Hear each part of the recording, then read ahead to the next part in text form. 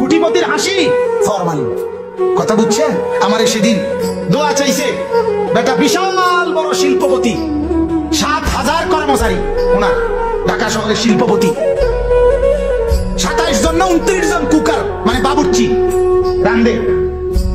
দোয়া চাইছে, অন্যরা কইতেছে 2-3 জনে বিশাল শিল্পপতি। ওনার লগের একজন আমার এলাকার কাছে গাইয়া হুজুর কানে কানে কইছে, হুজুর 900 কোটি টাকা ঋণ।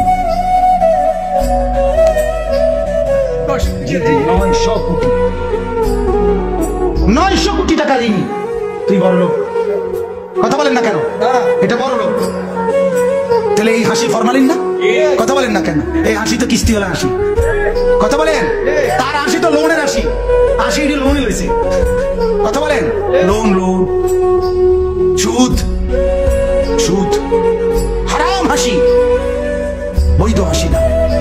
অতএব পৃথিবীর কোন পাপী, আল্লাহ দোহাই বলে, পৃথিবীর কোন পাপী কোনদিন কলিজার ভিতরে কোনদিন তৃপ্তি অনুভব করে না।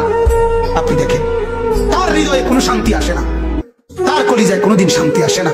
আগুন জ্বালাইয়া, আগুন লাগাইয়া শান্তি পাওয়া যায় না। কথা বুঝছেন কিনা? মেসের কাঠির আগুনও যদি আঙ্গুলের অগ্রভাগে নখের মধ্যে লাগে, পুরা শরীরটাই তখন ব্যথায় কাতরায়। ঠিক কিনা বলে? এবার আর সুখ থাকে না।